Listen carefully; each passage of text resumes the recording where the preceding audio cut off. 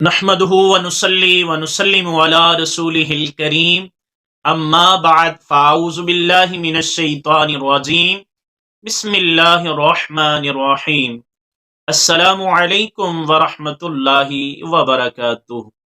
کیسے ہیں آپ؟ امید کرتا ہوں آپ سب ٹھیک ہوں گے، جہاں رہیں خوش رہیں آباد رہیں۔ تمام نئے آنے والے دوستوں سے گزارش ہے، اگر ویڈیو اچھی لگے تو چینل کو سبسکرائب فرما کر ہماری حوصلہ افزائی ضرور فرمائیے گا۔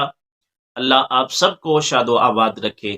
آج ہم بیٹی کے حوالہ سے کچھ گفتگو کریں گے کہ جس کے ہاں بچی کی پیدائش ہو، جس کی بچیاں ہوں اور پھر وہ ان کی اچھی تربیت و تعلیم کا انتظام کرے تو اس کے لیے جنت کی بشارت عطا فرمائی گئی۔ سو بلا تخیر چلتے ہیں احادیث مبارکہ کی طرف۔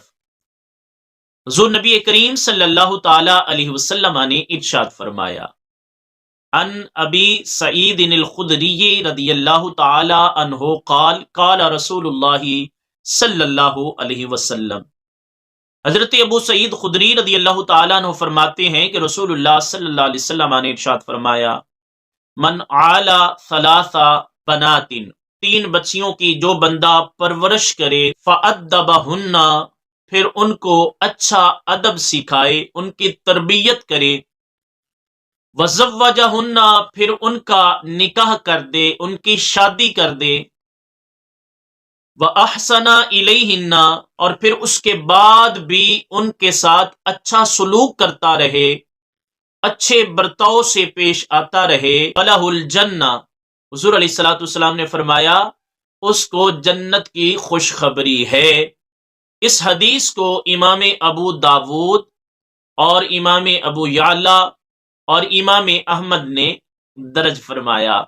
ایک اور حدیث پاک سنتے ہیں، ان انس بن مالک رضی اللہ تعالی عنہ قال قال رسول اللہ صلی اللہ علیہ وسلم، من عالی جاریتین، جو دو بچیوں کی پرورش کرے، حتی تبلغا، حتی کہ وہ بالغ ہو جائیں، تو فرمایا جا یوم القیامہ انا وہوا، میں اور وہ قیامت کے دن اس حال میں آئیں گے، وَدَمَّ أَصَابِعَهُ، كما قال رسول اللہ علیہ الصلوۃ والسلام، رسول اللہ علیہ الصلوۃ والسلام نے ارشاد فرمایا کہ میں اور وہ اس طرح آئیں گے۔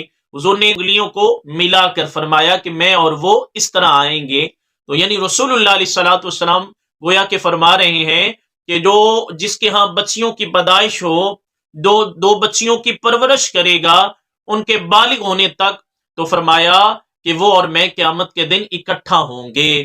اس حدیث کو امام مسلم اور امام ابن ابی شیبہ نے ذکر فرمایا۔ صورت یہ احادیث آج ہم نے سنی جن میں بچیوں کی پرورش اور ان کے بلوغت کے بعد ان کی شادی بیان اور اس کے بعد بھی ان کے ساتھ حسن سلوک کا یہ بیان کیا گیا۔ تو کتنے خوش بخت ہیں وہ لوگ جن کے ہاں بچیوں کی پیدائش ہوتی ہے، پھر وہ ان کی اچھی تربیت و تعلیم کا اور ان کے ساتھ حسن سلوک کا وہ ایسا رویہ رکھتے ہیں۔